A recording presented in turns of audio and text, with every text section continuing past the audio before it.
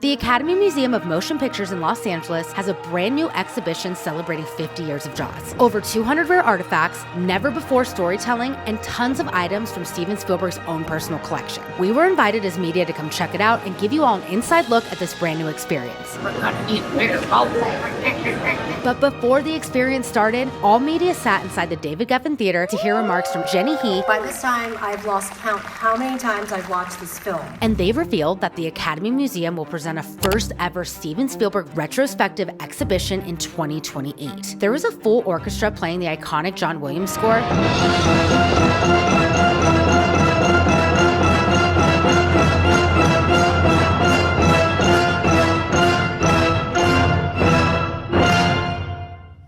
And two of the musicians playing on stage actually played in the original orchestra 50 years ago. And of course, Steven Spielberg. Collection of memories stimulated just in the last hour and a half by walking through the exhibition that they have so ingeniously assembled from the archives of collectors all over the world who somehow knew something that I didn't know. I thought my career was virtually over halfway through production on Jaws because everybody was saying to me, you are never going to get hired again. Listen, we absolutely lost it. This was such a big deal. It was like seeing Santa Claus in real life. To witness someone so prolific speak on his struggles and be so open and honest about how anxious he was while Jaws was being made. You know, I really thought my hubris was we could take a Hollywood crew, go out 12 miles out into the Atlantic Ocean and shoot an entire movie with a mechanical shark. I thought that was going to go swimmingly. Now it's time to actually go inside the exhibition. This takes place upstairs at the Academy Museum, and before you even go inside, guests can see a full-scale model shark cast of Bruce. This 25-foot fiberglass model is the fourth and final great white shark cast from the original mold of Jaws. And yes, they used to have this on display at Universal Studios Hollywood, but now it has a permanent home here. And Greg Nicotero is the reason the shark is able to be here. He found him in a junkyard. And this shark was on display at Universal till the mid-90s. And finally, it was retired to a junkyard. I had known that the shark was at the junkyard for quite a while, but what ended up happening was when I was contacted by the Academy Museum, I said, well, look, I'd be interested in doing the restoration. And it was no small feat to get Bruce to be displayed here. Greg Nicotero had a team of 9 people over the course of 7 months restore Bruce in order for him to be hung up. And all of this is before you even step foot into the exhibition. How cool is that? That is so cool. You are fully immersed inside of the world of Jaws from the second you walk in. And you can even be an extra on the set. Not only can you be an extra on different sets of Jaws, they actually have over 200 real artifacts from the movie and the history of the movie, obviously. But right here, this is the iconic scene when you see the girl's hand come up, right? Oh, Jesus. I'm not an ocean girly. I didn't become an ocean girly after seeing Jaws. I hate the ocean, so I never knew what this actually looked like and how big it was, because when you see it in movies, it looks so small. But in one of the opening scenes, when the girl is fighting for her life, they have the actual prop buoy right here, and it's ginormous. And one of the most unique parts about Jaws in this exhibition, 50 years ago, it wasn't a known thing to archive on-set artifacts and materials. People didn't really think to do this. When we shot the opening scene of Chrissy Watkins being taken by the shark, and we had a buoy floating in the water, how did anybody know to take the buoy and take it home and sit on it for 50 years and then loan it to the Academy? How did they know? And so many of the items you'll see in this exhibition have been bought back over time from people who ended up collecting these items. And a lot of the on-set materials were made by the cast and crew and also donated by them. This is so cool to see, and also the evolution of these. This is so thick. Look at that right there. January 22nd, 1975. This is so cool. We're only in the first row. One of the most exciting pieces in the Jaws exhibition is the Panavision camera rig. This camera model was used to capture all the underwater sequences in the film. Panavision actually allowed this exhibition to take it from their offices for the duration of this exhibition. And this is the first time it's ever been on public display. And a little fun fact, this specific Panaflex is the same model that was used on Jaws, but not the camera that was used on Jaws. But it was the camera that was used on another small film you might be familiar with, and that's Star Wars in 1977. And we do have the actual zoom lens that was used to make that dolly zoom shot.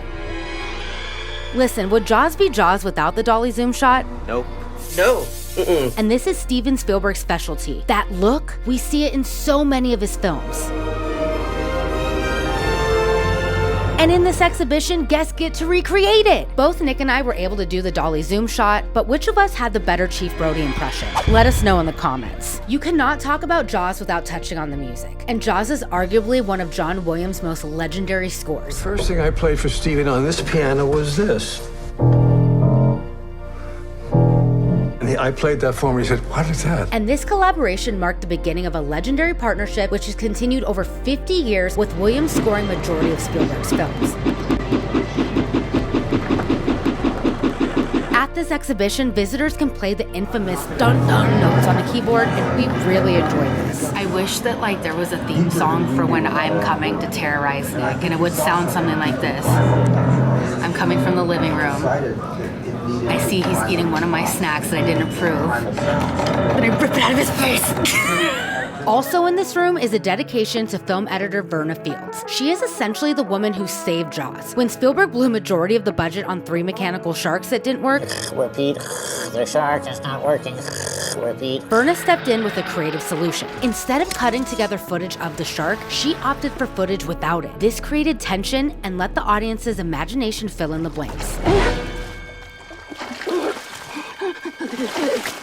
At age 56, Fields was a veteran film and sound editor when she joined Jaws with 37 films under her belt. And when the filming finished, Fields and Spielberg worked together in Fields' editing suite at her San Fernando Valley home. Well, we're looking for a nice place to show that Quint refuses to slow down the boat. And they used their creativity to film additional footage of one of the scariest scenes in the movie. You know the scene where Ben Gardner's head is discovered? Well, that was actually filmed in the pool at Fields' house. The most satisfying edit, I have to say, was the face coming out of the boat, because when I went to that preview and that audience just went 6 feet off their seats and let out this incredible scream, that was really satisfying. Fields' work on Jaws shows the power of editing and creative thinking. And Jaws went on to break box office records in 1975. Fields was recognized with an Academy Award for her editing. I really have a long list of thank yous, which I won't bother you with. But I hope everybody on that list, primarily my 2 sons, I say thank you. And she was even hired as a vice president of feature production of Universal in 1976, making her one of the first women to hold an executive position at a major studio. We just need to give this woman her flowers and recognize her as one of the most influential women in film. That's the spot, Steve. The camera, editing style, and score is what makes Jaws so scary and impactful. There's also a fun Easter egg in this area. In the Discovery of Ben Gardner, there's an original script note by Steven detailing that scene. At the bottom, he writes, "Quint gulps down beer, crushes it in his hand, throws it in the air, and shoots at it." Of course, we all see the first part in the film, but it's also really special to see what didn't make it into the movie. And down. And that's also a big part of what they wanted to curate into this exhibition. Over here, guests can see a recreation of Quint's chalkboard shark drawing, drawn again by production designer Joe Alves just for this exhibition. In the next room, there's a scaled replica of Quint's boat, the Orca. There's tons of props on display from the film, like Quint's beard, machete, and harpoon gun. It's crazy to see how small this thing really is. The sharks they used were 25 feet long, so I guess Chief Brody was right all along. We really did need a bigger boat. You're gonna need a bigger boat. Visitors can also sit in a reproduction of the interior Orca booth where actor Robert Shaw performed his infamous monologue about his experience on the USS Indianapolis. Lifeless eyes, black eyes like a doll's eyes. The anti-shark cage from the film is also on display. Anti-shark cage. Anti-shark cage. And it's even signed by Richard Dreyfuss, but we can't tell who the other signature is. If you can, please leave a comment. This was definitely one of our favorite things. There's a miniature analog mechanical reproduction of Bruce the Shark, and it basically bridges the gap of time to give this generation a tangible connection to what it was like to operate the life-size shark with just practical effects instead of today's more common CGI approach. Operating this miniature was wild. Wow, you can move those fins. We're gonna need a bigger boat. We cannot imagine what it was like for them to operate a mechanical shark the size of a bus in water 50 years ago. You can do 2 things at the same time.